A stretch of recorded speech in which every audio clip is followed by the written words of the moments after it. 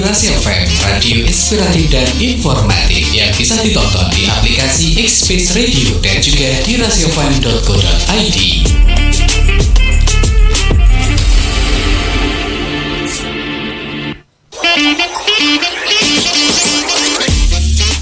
Oke, halo, assalamualaikum warahmatullahi wabarakatuh. Rasi Media Inspiratif dan Informatif. Selamat siang ya. Jumpa lagi bareng Fatur di kesempatan siang hari ini, tentunya di Dialog Kesehatan bareng RSUD Dr. Saidiman Magetan. Nah, sahabat Rasi Media, 1 jam ke depan nantinya Fatur bersama dengan narasumber yang sudah hadir nanti akan membahas topik mengenai vitiligo dan juga penata laksananya. Jadi memang untuk kesempatan siang hari ini sudah hadir di studio Rasi Magetan ada Dr. Edi Cahyono. Halo, selamat siang dokter. Selamat siang Mas. Selamat siang. Nah, dokter, gimana kabarnya untuk kesempatan siang hari ini?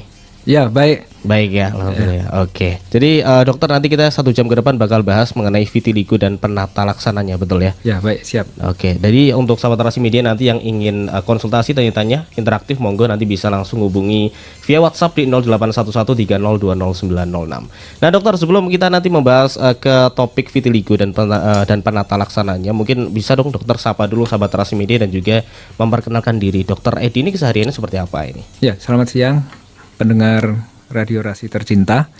Kesempatan hari ini perkenankan saya Dr. Edi Cahyono, spesialis kulit dan kelamin yang bertugas di RSUD Saidiman Magetan. Untuk memberikan atau memaparkan atau men-sharingkan tentang vitiligo. Vitiligo, oke. Ya, di mana vitiligo ini baru saja kita peringati bulan vitiligo di bulan Juni. Bulan Juni. Nah, jadi pada bulan Juni tersebut kita sudah mengadakan bakti sosial berupa penyuluhan di Rumah Sakit Saidiman Magetan kepada pasien dan pengantar pasien di rawat jalan. Iya. Oke, seperti itu. Tapi dokter, mengenai vitiligo sendiri, sebenarnya vitiligo ini apa sih dokter? Vitiligo ini merupakan penyakit kulit ya, digarisbawahi penyakit kulit yang tampak ya berupa bercak putih. Bercak putih. Bercak putihnya itu khas ya, seperti warna susu ya, yang terjadi pada kulit dan juga bisa terjadi pada rambut. Ya, seringkali ini masyarakat yang awam menganggap merupakan penyakit yang menular. Dan juga ada yang menganggap, oh ini kalau begitu kena sakit ini tidak bisa diobatin ya. Tapi faktanya ini tidak benar. Untuk itulah kita bahas pada siang hari ini. Siap. Tapi dokter, mengenai vitiligo tadi ada bercak putih dan sebagainya seperti dokter ya. Sebenarnya penyebab utama dari vitiligo sendiri apa sih dokter? Ada beberapa penyebab dari vitiligo. Yang pertama mungkin sering didengar itu adalah faktor autoimun. Itu merupakan faktor yang terbanyak Terus disusul oleh faktor genetik. Jadi dari keturunan ya, orang tua atau kakek nenek seperti itu ya. Dan juga diduga karena ada stresor ya, berupa stres fisik maupun emosional ya. Betul. Dan juga seringkali dijumpai adanya trauma pada kulit sebelumnya, jadi mungkin tergores, terjatuh atau terkena bahan-bahan kimia yang keras, itu bisa memicu vitiligo ya. Dan juga ada kalanya walaupun jarang, ini juga berkaitan dengan penyakit autoimun lainnya seperti gangguan tiroid seperti itu. Oke, jadi memang bisa dikatakan tadi dokter pun juga menyampaikan bahwa ini bisa menjadi penyakit keturunan gitu dokter ya? Iya, salah satunya. Salah satunya penyakit keturunan. Tapi dokter, walaupun bisa dikatakan penyakit turunan ini dokter, cara kita mungkin untuk tetap mengantisipasi dari hal penyakit turunan tadi gimana dokter agar tidak terkena gitu? Kalau keturunan memang itu semacam ya sudah takdir kita gitu, kodrat gitu. Kadang ya kita terima aja itu kayak seperti agak sulit dibendung ya. Kecuali kalau mungkin kita bisa ada ya seperti tindakan rekayasa genetika seperti itu kan terlalu canggih ya. Iya betul. Belum bisa dilakukan secara meluas di sini ya. Tapi tadi kan nggak cuman secara genetik aja ya. Betul. Itu ada stres fisik ya dan juga trauma pada kulit. Ini bisa kita upayakan ya. Jadi kalau stres fisik itu ya hendaknya kita jangan terlalu stres berlebihan, emosi berlebihan begitu ya. Dan juga menjaga ketahanan kulit ya. Jadi maksudnya Jangan sampai misalkan kalau kulit kita terluka, kita biarkan begitu lama sehingga itu mungkin bisa memicu vitiligo. Itu bisa kita upayakan gitu ya. Jadi bisa dikatakan memang kalau ya keturunan persentasi terkenanya tetap tinggi gitu ya dokter ya. Cukup tinggi meskipun tadi yang saya katakan yang terbanyak mungkin faktor autoimun seperti itu. Tapi dokter, yang paling beresiko berarti siapa aja sih dokter untuk terkena vitiligo ini? Siapa aja bisa kena ya, mulai dari segala umur ya, mulai dari anak-anak sampai usia lansia, juga jenis kelamin, cowok cewek juga tidak mengenal itu ya. Bisa terjadi di mana aja, untuk semua ras, semua warna kulit, semua berpotensi timbul vitiligo. Jadi mempunyai kesempatan yang sama. Oke. Tapi dokter, sebenarnya kalau untuk vitiligo sendiri biasanya bagian tubuh mana sih yang sering terkena gitu dokter? Bisa hampir semua tubuh juga terkena ya, mulai dari kulit ya, misalkan dari wajah ya, dari leher, badan, lengan, tungkai, bahkan di ujung-ujung jari ya, baik jari kaki maupun jari tangan, dan juga pada rambut ya, jika kulit kepalanya itu terkena, biasanya seperti itu, merambatnya ke rambut, jadi rambutnya menjadi putih. Itu apakah juga apa itu namanya ya kalau untuk rambut dokter? Bahasa Jawanya uban gitu ya. Uban gitu ya. Itu bisa jadi terkait vitiligo bisa juga? Karena vitiligo ini yang terjadi pada vitiligo adalah sel melanosit atau sel penghasil pigmennya itu mengalami kerusakan secara fungsional atau bahkan mengalami kematian, sehingga tidak ada sel yang bertanggung jawab untuk memberikan pigmentasi di area tersebut. Oke. Tapi berarti dokter, tadi pun dokter juga menyampaikan bahwa usianya pun juga bisa bervariasi juga. Fatur pun juga punya teman yang memang sejak usia SMA itu rambutnya sudah putih, sudah uban gitu dokter. Apakah itu juga bisa terindikasi vitiligo nih dokter? Dan yang seharusnya dilakukan seperti apa sih? Belum tentu. Jadi jangan langsung generalisir bahwa kalau yang ubanan pasti kena vitiligo. Harus diperiksa lebih lanjut ya. Biasanya kita periksa, ubanannya ini karena apa? Ya kita periksa. Biasanya kalau kulit kepalanya baik-baik aja, nggak ada bercak putih yang warna seperti susu, ya itu bukan vitiligo. Bisa dikatakan memang belum tentu ya dokter. Belum tentu seperti itu. Dan tadi pun dokter menyampaikan bahwa vitiligo ini bercak putih di kulit ya dokter. Kalau kadas kurap itu apakah juga sama? Tentu lain ya. Kadas kurap itu kan jamur ya. Kardas itu kan bahasa umumnya itu kalau bahasa kedokterannya itu jamur yang di kulit. Sedangkan kurap itu kan jamur pada sela-sela jari. Jadi memang berbeda ya dokter. Berbeda itu jamur itu kalau itu memang menular. Sedangkan vitiligo ini tidak menular. Tidak berbahaya apalagi mengancam jiwa. Dan ini dapat disembuhkan meskipun tidak sepenuhnya mungkin bisa sewarna dengan kulit yang sekitarnya yang normal. Tapi ini bisa diupayakan untuk semakin dipudarkan. Soalnya memang kadang-kala masyarakat pun juga menganggap kalau ada bercak putih di tubuh dan lain sebagainya, paling kadas, kurap dan sebagainya gitu. Cara membedakannya seperti apa sih dokter? Cara membedakannya ya kalau bagi dokter itu harus bagi dokter kulit dan kelamin harus kita lakukan pemeriksaan fisik ya, kita lakukan inspeksi ya. Jadi apakah di situ bercak putihnya mungkin didahului oleh penyakit kulit yang lainnya, atau mungkin ada rasa gatal, atau mungkin ada semacam sisik atau ketombe seperti itu. Kalau yang saya sebutkan itu ada, kemungkinan besar itu bukan vitiligo. Ya, mungkin bercak putihnya karena penyebabnya adalah penyakit-penyakit kulit lainnya. Tapi kalau vitiligo tadi Fatur sempat lupa nih, gejalanya seperti apa sih dokter? Gejalanya berupa bercak putih seperti susu yang batasnya tegas ya. Berarti nggak ada efek kayak gatal dan sebagainya? Sama sekali tidak ada efek gatal. Kalaupun mungkin kalau gatal di situ bisa disebabkan oleh penyakit kulit lainnya. Berarti memang bisa dikatakan pun juga ada kemungkinan ketika awalnya itu mungkin kadas kurap itu nanti beralih ke vitiligo ini bisa ya kalau salah penanganan atau gimana dokter? Bukan salah penanganan. Kalau misalkan memang dia vitiligo mungkin ada bakat sih memang. Sejak awal memang ada bakat. Iya betul.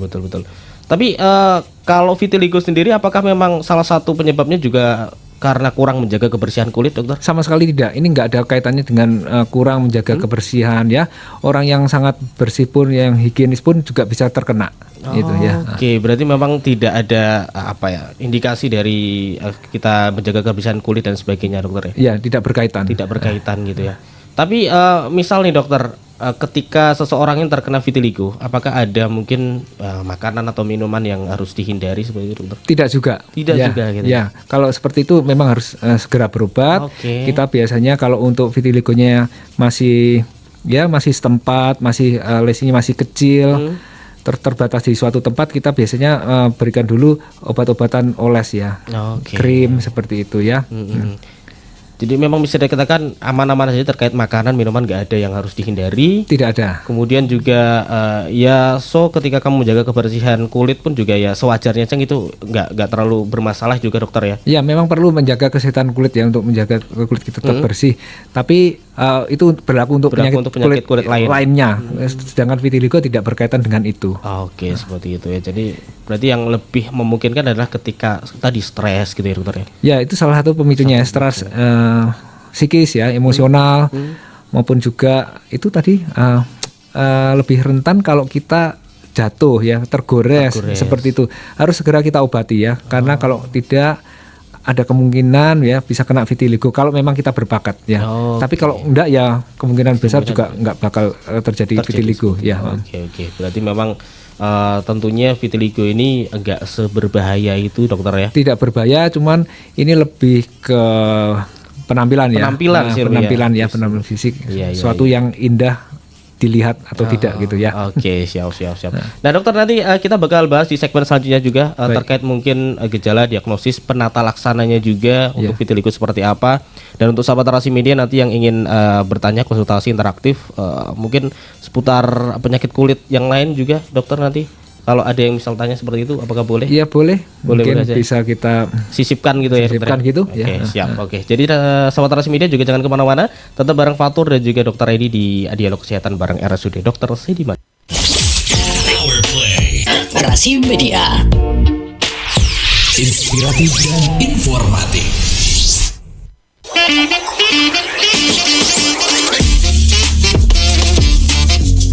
Oke, Narasi Media Inspiratif dan Informatif masih bersama dengan Fatur dan juga Dr. Edi Cahyono ya, spesialis dermatologi, venerologi dan juga estetika, dokter ya. Dokter, tadi kita sempat membahas terkait adanya vitiligo itu seperti apa, kita mengenal vitiligo, kemudian ada beberapa tadi gejalanya seperti apa juga. Nah, dokter melanjutkan pembahasan juga terkait vitiligo, betul ya dokter? Vitiligo gitu ya? Vitiligo, vitiligo. Sebenarnya untuk vitiligo sendiri, dokter, apakah diperlukan pemeriksaan laboratorium atau pemeriksaan khusus yang dilakukan oleh dokter nanti ke depannya? Sebenarnya sederhana sekali, tidak perlu yang rumit seperti itu ya. Biasanya pasien dengan vitiligo cukup kita lakukan dengan pemeriksaan fisik ya, pemeriksaan kulit seperti biasa. Kalau di kulit itu kan ada inspeksi ya, jadi melihat langsung ya dengan mata ya Mas, dan betul. Juga dengan ini alat bantu pembesar itu ya, kaca pembesar, dan juga bisa dilakukan kalau belum terlalu jelas dengan lampu wood itu ya. Itu alat yang begitu sederhana itu. Jadi dengan demikian bisa kita tegakkan diagnosis dengan alat yang sederhana sekalipun ya. Tapi dokter, mohon maaf, ini ada yang mau tanya nih dokter ya, dari Lemon namanya. Apakah vitiligo bisa berhenti menyebar, dokter? Sama konsultasi deh Kak, kalau bibir pecah-pecah dikasih apa ya, padahal sudah minum air putih yang banyak, soalnya pecah-pecah separah itu sampai sering berdarah katanya. Ya, gini, apakah vitiligo bisa berhenti menyebar? Itu tiap individu memang beda-beda ya. Tadi mungkin sudah saya singgung ya, perjalanan penyakit tiap orang itu memang beda-beda ya. Betul. Kalau mungkin faktor autoimunnya begitu besar ya, atau apalagi kalau ada juga ditemukan faktor genetik, tentu kemungkinan besar vitiligonya begitu cepat progresnya ya. Jadi lebih baik ya, yang saya saran kan. Begitu ada bercak putih ya, kita nggak tahu itu apakah vitiligo atau penyakit kulit lainnya, segera berobat. Karena dalam prinsip pengobatan vitiligo, semakin dini berobat, semakin bagus harapannya untuk cepat membaik ya, seperti itu ya. Oke. Dan dokter gini, mungkin Fatur juga ingin bertanya dengan keseharian juga masyarakat mungkin ya. Kalau misal ada kayak tadi dokter menyatakan bercak, entah itu vitiligo, entah itu gadas atau kurap, rata-rata masyarakat langsung ke apotek untuk beli obat kulit biasanya, yang warnanya hijau biasanya dokter. Warna hijau, apa itu ya? Ultrasilin biasanya dokter, ya itu biasanya, atau enggak yang lain lah itu. Itu sebenarnya oke atau kurang tepat dokter? Kurang tepat. Jadi itu kan tebak-tebakan aja ya. Betul. Kalau yang dibeli itu ternyata anti jamur, yang tentu nggak ada gunanya ya. Atau mungkin mereka beli mungkin obat-obatan yang bersifat keras ya, sehingga itu bisa mengiritasi kulit. Akhirnya akan terjadi kulitnya akan lebih parah lagi. Ya, akan terjadi bercak-bercak merah yang begitu makin meradang dan juga akan tambah perih seperti itu. Jadi akan menambah masalah kulit yang baru. Oke. Tapi dokter, tadi pun dokter juga menyampaikan bahwa vitiligo ini bukan penyakit yang berbahaya. Iya, betul. Tapi apakah vitiligo ini bisa disembuhkan, dokter? Terus terang aja, kalau disembuhkan secara sempurna, secara sepenuhnya, 100% lah, itu tidak bisa. Tapi bisa kita lakukan pengobatan sampai mendekati hasil yang maksimal ya, setidaknya pudar lah, seperti itu ya. Agak pudar atau agak ya mungkin hampir mirip-mirip kulit yang asli ya, kalau semakin cepat diobatin gitu ya. Oke, berarti tetap harus tepat waktu juga ya, nggak boleh lama-lama membiarkan. Jangan ditunda-tunda ya. Oke, jadi kalau kita sudah kadang-kadang tahu bahwa di tubuh kita ada bercak putih, memang yang harus dilakukan harus segera periksa gitu aja. Segera periksa. Ya. Oke. Dan kalau untuk vitiligo sendiri, ini pilihan pengobatannya yang tersedia seperti apa nih dokter? Yang tersedia yang pasti ada krim ya. Krim. Terapi topikal ya. Iya. Terus juga ada oral ya, jadi ada tablet, ada kapsul seperti itu. Biasanya kapsul yang mengandung steroid dengan dosis yang disesuaikan, dan juga ada juga obat minum berupa antioksidan seperti itu ya, biasanya yang kita berikan itu. Oke, jadi lebih ke memang pengobatan tadi ya dokter ya. Tapi kapan pasien cukup menggunakan obat oles, atau mungkin kapan pasien ini memerlukan apa ya, tadi dokter sempat membicarakan terkait fototerapi. Oh iya, tadi kita di belakang fototerapi. Nah, gini, kalau vitiligonya masih berupa bercak setempat dan ukurannya kecil, kita biasanya lakukan dengan memberikan pengobatan secara topikal, oles aja ya.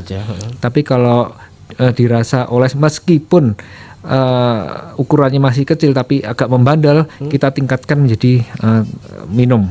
Obat oral ya. Terus kalau masih membandel lagi atau mungkin sudah terlalu meluas ya, makin meluas lah katakan seperti itu, bisa kita padukan, bisa kita kombinasi dengan fototerapi.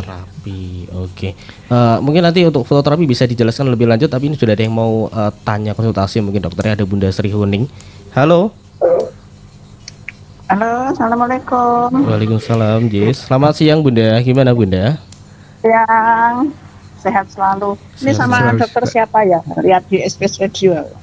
Dokter Edi Cahyono, spesialis dermatovenerologi estetika, kulit dan kelamin. Penyakit kulit ya dok ya? Betul. Itu gini, kan saya itu ya pernah gatal-gatal ya dok, itu bintik-bintik itu loh, bintik-bintik merah. Bintik-bintik merah. Kalau digaruk itu bintik-bintik merah di apa ya, di punggung, terus di lengan, itu di dada, itu ya cuma sekitar situ saja gatalnya. Terus itu saya suntikkan nggak sembuh, terus minum obat dari dokter itu nggak sembuh. Terus tapi itu gatalnya itu kalau panas, musim panas seperti ini, tapi kalau nggak panas ya enggak. Musiman ya Ibu ya, kalau pas iya musiman. Mungkin apa namanya itu, apa ya dok, seperti alergi keringat. apa gimana gitu loh. Tapi kalau dingin ya enggak. Terus apa ini Gatalnya namanya agak seperti ditusuk-tusuk gitu enggak, merah. Bu?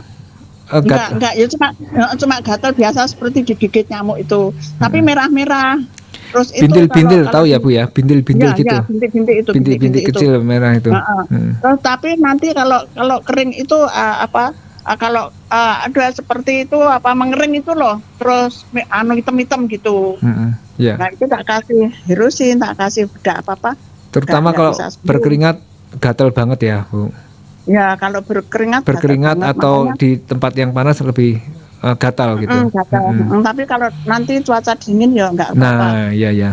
Kemarin itu waktu aku di Lamongan itu toh anak saya itu. Lamongan panas itu Bu. Iya panas. Ya memang panas. Nah, terus itu anak saya itu ya, saya tuh Bu ojo obat kimia gitu kan aku kadang beli di apotek ketoknya kok redok mina agak berkurang gatalnya gitu loh Dok. Ya. Nah, terus saya bisa menangkap kok Bu, bisa menangkap maksud Ibu ya. Ya, terus ini satu-satunya itu anak saya itu lihat di Google apa di mana itu kalau gatal jangan sampai digaruk, jangan sampai luka lah gitu. Terus ya memang harusnya begitu. Coba dikasih jadam itu loh Dok, dikasih jadam lidah buaya itu dikupas itu terus kan ada liurnya, ada yang ya seperti ada liurnya ditempel-tempelnya ternyata itu kok dingin, kok agak reda gitu loh. Terus aku ya nggak minum obat, terus sekarang sudah lumayan ini. Terus tiap hari tak kasih lidah buaya itu. Sontek itu ke dokter itu sudah berapa kali nggak sembuh. Okay. Tapi kalau waktunya musim panas ya nggak tahu gatal lagi apa enggak. Tapi ini ternyata sudah mendingan, sudah ada. Ya kalau belum ada perbaikan berobat ke kami Bu. Langsung aja ke arah. Ya nggak apa-apa. Ya ini izin menjawab ya tadi ya keluhan Ibu ya. Itu ya. saya tangkap itu ya. Itu terjadi bintil-bintil merah, terus rasanya gatal. Terus gatal meningkat terutama pada saat berkeringat dan pada saat panas ya. Itu kemungkinan besar ya meskipun mungkin saya belum melihat secara itu namanya biang keringat. Biang keringat. Jadi keringat yang berlebihan itu tidak ada kesempatan bagi keringat itu untuk menguap sehingga itu akan tertampung di kelenjar-kelenjar keringatnya. Jadi itu prinsipnya harus didinginkan Bu ya. Pakai bajunya nggak boleh double seperti itu, pakai bahan-bahan yang baju cuma tipis. Baju tipis itu dalamnya pakai kaos-kaos oblong itu loh. Terus oblong itu menyerap. Mandinya pakai ini air biasa ya, air dingin, jangan yang anget-anget malah. Kadang itu tak kasih sirih. Nggak boleh, tidak boleh. Justru itu akan memperparah kondisi ya. Oh, cuma air hangat ya mandinya? Enggak, air biasa aja Bu. Air biasa. Ya, makasih. Ya, makasih Dok. Makasih. Lain kali kalau makasih. Sehat selalu Dokter ya. Sehat selalu juga Bu, terima kasih. Waalaikumsalam warahmatullahi wabarakatuh ya. Jadi itu bisa dikatakan biang keringat gitu ya Dokter ya? Iya mungkin biang keringat nih. Oke siap. Itu deh untuk Bunda Sri Huning semoga menjawab pertanyaannya. Ini ada pertanyaan lagi Dokter, satu dari Kak Pinky katanya. Kalau vitiligo bisa gak ya Dok? Kalau BPJS atau harus umum? Kalau umum biayanya berapa dan terapinya harus sampai berapa lama Dok gitu katanya. Ya ini sangat disayangkan vitiligo ini tidak di-cover oleh BPJS ya, karena tadi ya alasan karena ini penyakitnya nggak menular, nggak bahaya, dan juga bukan penyakit yang membahayakan, apalagi membahayakan jiwa ya, seperti itu. Jadi ini masih dianggap sebagai penyakit kulit yang bersifat kosmetik dan estetik ya, berkaitan dengan penampilan. Sehingga BPJS mungkin belum bisa mengcover seperti itu. Kalau sampai berapa lama terapinya itu tergantung respon individu terhadap terapi ya. Itu beda-beda tiap orang ya, dan juga itu dipengaruhi oleh juga sudah berapa lama pasien tersebut kena vitiligo itu ya. Dan juga bisa dipengaruhi oleh lokasi terjadinya vitiligo itu di mana. Jadi semakin menjauhi tubuh ya. Jadi maksudnya seperti di tangan atau jari-jari tangan atau kaki, dan jari-jari kaki itu semakin sulit memang sembuhnya ya. Beda sama yang di wajah atau leher itu jauh lebih cepat. respon terhadap terapinya. Oke. Dan tadi masih ada satu lagi pertanyaannya, biaya berapa gitu katanya. Biaya. Katanya soalnya rata-rata memang orang-orang pada takut soal itu sih dokter. Mungkin bisa dikasih range aja lah. Kalau rawat jalan sih karcisnya mungkin sekitar 90.000 ya. Oke, masih. Kalau tidak salah itu ya. Masih. Itu belum fototerapinya kalau fototerapinya tentu bisa. Berarti mungkin salah satu caranya mungkin tetap untuk konsultasi terlebih dahulu ya dokter ya. Iya, konsultasi terlebih dulu. Konsultasi aja dulu, nggak apa-apa untuk Mbak Pinky ya. Karena memang untuk vitiligo sendiri belum bisa untuk menggunakan BPJS karena memang belum masuk kategori penyakit yang berbahaya dokter ya. Iya. Oke, dan kalau untuk berapa lamanya waktu untuk penyembuhan memang tergantung tiap individu ya dokter ya. Iya. Imun tiap orang pun juga berbeda-beda, makanya itu yang mempengaruhi kedepannya seperti apa itu tadi. Dokter melanjutkan tadi pembahasan kita terkait fototerapi nih dokter. Mungkin bisa sedikit dijelaskan seperti apa ini untuk konsep dari fototerapi sendiri dokter? Ya, ini kita menggunakan fototerapi itu adalah terapi sinar ya, mungkin lebih akrab. Itu menggunakan neuroband UVB ya. Jadi ultraviolet B ya, gelombang pendek ya. Itu jadi ada alatnya, terus kita arahkan alatnya itu ke tempat-tempat yang terjadi bercak-bercak putih tersebut ya. Itu biasa kita lakukan untuk awal-awal 2-3 kali per minggu ya, sampai beberapa bulan ke depan tergantung respon terhadap terapinya itu ya. Tapi nggak cuma itu terapi tunggal ya. Jadi biasa kita kombinasikan dengan terapi topikal oles atau krim itu dan pengobatan oral ya, atau minum tablet seperti itu ya. Jadi kita kombinasikan seperti itu ya.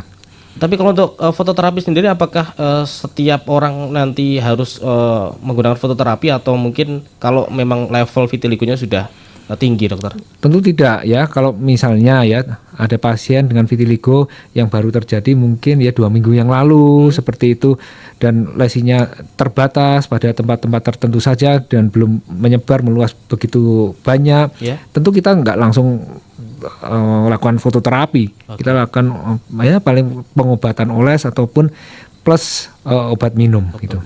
Oke, seperti itu. Jadi memang tidak melulu harus menggunakan fototerapi. Tidak melulu menggunakan fototerapi. Oke. Tapi dokter untuk keseharian mungkin di rumah nih ya, ketika sudah kita berobat ke RSUD mungkin ya, kemudian dikasih obat tadi oles, obat minum juga. Sebaiknya yang perlu dilakukan agar penderita ini kondisinya nggak semakin parah di rumah itu seperti apa sih dokter? Oh ya, ini penting, pertanyaan yang bagus juga ini untuk maintenance lah ini sepertinya. Betul. Nah, ya faktor untuk mendukung itu ya kita perlu sekali ya, hampir bahkan mutlak ya untuk kita mengaplikasikan tabir surya atau sunblock atau juga dikenal sebagai sunscreen ya. Sunscreen, oke. Ya, SPF 30 cukup ya. Dan juga mungkin bisa lebih sempurna lagi diberikan pelembab ya. Jadi pelembabnya dulu dioleskan, baru sunscreennya itu dikenakan di atasnya itu ya. Terus juga hati-hati dalam menggunakan kosmetika yang masih belum jelas ya. Takutnya itu justru menjadi faktor untuk terjadi iritasi pada kulit, sehingga kalau terjadi iritasi pada kulit ya pada penderita vitiligo tentu bisa menimbulkan bercak-bercak vitiligo lainnya seperti itu. Dan juga kontrol tadi stres ya, karena pemicunya adalah stres ya, stres emosional, stres psikis ya, tentu harus didukung secara psikologis ya, ditenangkan istilahnya. Betul. Jadi kurangin stres ya dokter ya. Betul. Dan tadi dokter pun juga menyampaikan bahwa sunscreen, apakah sepenting itu dokter? Penting banget, itu nggak cuma urusan vitiligo aja, tapi untuk kesehatan kulit ya. Jadi ada 2 krim tanda kutip krim ajaib itu ya dalam kulit itu pelembab ya, atau moisturizer ya. Moisturizer betul. Plus tabir surya atau sunscreen atau disebut juga sebagai sunblock itu ya. Betul. Jadi memang sebenarnya itu juga salah satu hal yang sebaiknya wajib dilakukan ya untuk sekarang ya dokter ya. Wajib, itu mulai dari anti aging ya, jadi untuk menghambat penuaan kulit itu menggunakan krim-krim tersebut, itu basicnya. Basicnya itu ya, berarti cewek cowok semua sama sih. Sama aja ya. Dan sebaiknya memang dianjurkan ya dokter ya. Dianjurkan ya untuk mencegah ya, mungkin yang lebih bahaya lagi seperti kanker kulit itu ya. banyak dari penderita kanker kulit itu tidak menggunakan sunscreen pada saat sebelumnya ya, bertahun-bertahun lalu ini nggak pernah pakai itu. Oke, jadi memang sepenting itu. Tapi dokter mungkin sedikit membahas tentang sunscreen sendiri, perbedaan untuk SPF 30 dan 50 sendiri yang sebaiknya yang harus digunakan seperti apa sih dokter? Ya itu sebenarnya itu tiap orang ya, tiap warna kulit mempunyai kebutuhan masing-masing. Untuk kulit tipe kulit orang Indonesia itu cukup SPF 30 ya. SPF 30. Ya, itu bisa aplikasikan untuk secara minimal itu pagi dan siang ya. Tapi kalau untuk pemakaian ideal itu dilakukan setiap 2 jam ya, mulai jam 8 ya sampai jam 4 itu tiap 2 jam sekali dilakukan aplikasi ulang atau diaplikasikan ulang bila kulit itu basah ya, berkeringat seperti itu, langsung diaplikasikan, nggak usah sampai 2 jam, langsung diaplikasikan lagi. Itu untuk pemakaian yang ideal. Seperti itu. Jadi memang sepenting itu saudara media untuk sunscreen, tadi juga ada moisturizer ya dokter ya. Betul. Yang memang harus dianjurkan. Tapi dokter tadi juga menyampaikan bahwa terkait kosmetik nih dokter. Nah, semisal untuk penderita vitiligo ini menggunakan kosmetik untuk menutupi bercak-bercak putihnya, apakah ini aman? Aman selama bahan-bahannya itu tidak bersifat iritatif ya. Oke, jadi memang masih aman-aman aja sekali lagi. Kamuflase untuk mengkamuflase ya, mungkin supaya nggak minder kalau pada waktu pesta atau kerja atau ya, melakukan aktivitas di luar yang bertemu dengan orang banyak. Ya, so it's okay, berarti masih aman aja ya, saudara. Masih aman. Asal selagi memang make upnya juga cocok dengan ya, cocok, tidak menyebabkan alergi ya, seperti itu. Seperti itu. Dan apakah untuk penderita vitiligo ini boleh beraktivitas di bawah sinar matahari langsung, dokter?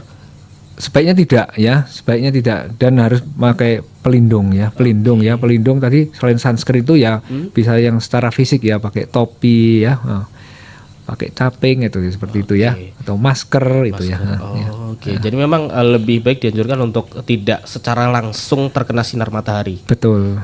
Dengan cara tadi mungkin ya bisa pakai topi, pakai caping, sunscreen itu tadi juga bisa ya dokter. Sunscreen, masker ini maksudnya ya.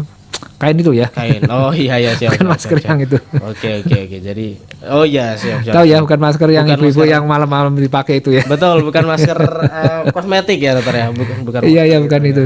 Iya, jadi masker tentunya untuk sahabat Rasi Media itu tadi mungkin untuk kamu ya yang penderita vitiligo sebaiknya memang harus dihindari untuk beraktivitas di bawah sinar matahari secara langsung. Boleh aja, tapi tetap tadi harus ada indikasi tetap kayak pakai masker, topi. Ya, terus sama ini pemilihan jamnya ya. Kalau misalkan memang suka renang, katakanlah seperti itu ya, mungkin ya lebih bagus, lebih bijak kalau kita pilih-pilih waktu. Misalnya ya, sebelum jam 9 pagi atau bahkan nanti kalau mau sore ya sekalian nanti setelah jam 4 gitu, jam 4 sore ya. Nah, itu mungkin waktu-waktu yang bagus ya, waktu yang aman gitu untuk kulit yang. Seperti itu sahabat Rasi Media ya. Dan dokter, nanti kita bakal bahas lebih lanjut lagi terkait vitiligo di segmen selanjutnya juga. Dan untuk sahabat Rasi Media juga jangan kemana-mana. Fatur juga Dokter Eci masih akan kembali lagi di Dialog Kesehatan bareng RSUD Dr. Sidiman Magetan. Jangan lupa nonton dan dengerin Radio Rasi FM Magetan di aplikasi Express Radio dan juga di rasiafm.co.id. Rasi, radio inspiratif dan informatif.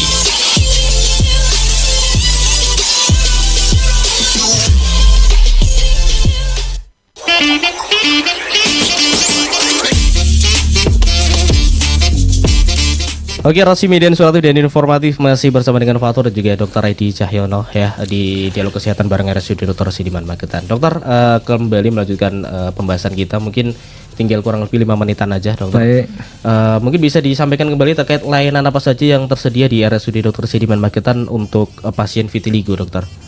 Pasien vitiligo datanglah kemari cepat-cepat ya, semakin dini diobati semakin bagus untuk harapan untuk sembuhnya ya. Jadi kita mengobati pasien kulit macam-macam ya, semua bisa kita layani termasuk kosmetik dan juga penyakit infeksi menular seksual, seperti itu bisa kita obati mulai dari anak-anak ya, bahkan bayi ya, baru lahir sampai usia lansia bisa kita tangani asal itu kalau ada kelainan di kulit seperti itu. Oke, jadi memang sebaiknya secepatnya perlu ditangani, langsung datang aja ke RSUD gitu ya. Iya, baik ya. Jam layanan Senin sampai dengan Jumat ya. Oke, dari jam 8 sampai selesai. Oke, seperti itu saudara media. Dan sekali lagi memang untuk vitiligo sendiri belum bisa untuk mencangkup BPJS ya dokter ya. Ya, sayangnya begitu. Ya, untuk kedepannya seperti apa kalau kata dokter, kalau Indonesia makin kaya bisa ya dokter. Makin kaya, makmur mungkin bisa ya. Itu yang kita harapkan. Oke, siap. Nah dokter, mungkin ada saran nggak sih untuk para penderita agar tetap percaya diri selama menjalani pengobatan dokter? Soalnya memang rata-rata agak terus langsung minder itu. Ya, memang meskipun vitiligo itu bukan penyakit yang menular, tidak berbahaya ya, tapi seringkali mengganggu penampilan. Nggak usah khawatir, nggak usah ditutup-tutupi, langsung aja berobat ya. Semakin dini berobat, semakin harapan sembuhnya semakin besar ya. Ya itu ya, terus ya itu ya. Tetap mau nggak mau tetap harus diobati ya dokter ya. Diobati ya. Lumayan memudar ya, seenggak-enggaknya ya mirip-mirip kulit sekitarnya. Seperti itu. Dan kemudian ada pesan nggak sih dokter terakhir nih, pesan untuk masyarakat yang baru menemukan bercak putih pada kulitnya tetapi masih ragu untuk memeriksakan diri dokter? Ya, meskipun menemukan bercak putih, yaitu belum tentu itu merupakan suatu vitiligo ya. Betul. Masih banyak penyakit lain kulit yang lain itu bercak putih dikarenakan oleh apa ya. Sebaiknya cepat-cepat berobat ya. Sekali lagi cepat-cepat berobat ya, akan kita tentukan apakah ini suatu penyakit vitiligo atau suatu penyakit jamur atau suatu penyakit eksim atau radang kulit. Itu kita akan tentukan, yang menegakkan diagnosis dokter yang bertugas. Oke, semakin sedikit bercak yang ditemukan semakin baik kalau lebih cepat untuk diobatkan gitu ya. Betul. Karena penanganannya pun juga nanti kedepannya akan jauh lebih bagus. Iya. Oke, jadi kalau jangan sampai nunggu parah dulu dokter ya. Jangan sampai nunggu parah atau apalagi meluas seperti itu, apalagi udah bertahun-tahun didiamkan seperti itu, tentu pengobatannya akan jauh lebih rumit dan sulit ya, dan berkepanjangan. Oke, seperti itu. Terima kasih untuk Dokter Edi Cahyani ya untuk kesempatan siang hari ini sudah bersedia untuk bersama dengan Rasi Media sharing-sharing terkait vitiligo. Dan juga untuk sahabat Rasi Media, sekali lagi dari Fatur dan juga Dokter Edi izin pamit undur diri terlebih dahulu. Kita jumpa lagi di ngobrol bareng atau dialog kesehatan di lain waktu. Assalamualaikum warahmatullahi wabarakatuh. Baru saja Anda ikuti ngobrol bareng yang dipersembahkan oleh Radio Rasi FM, radio inspiratif dan informatif.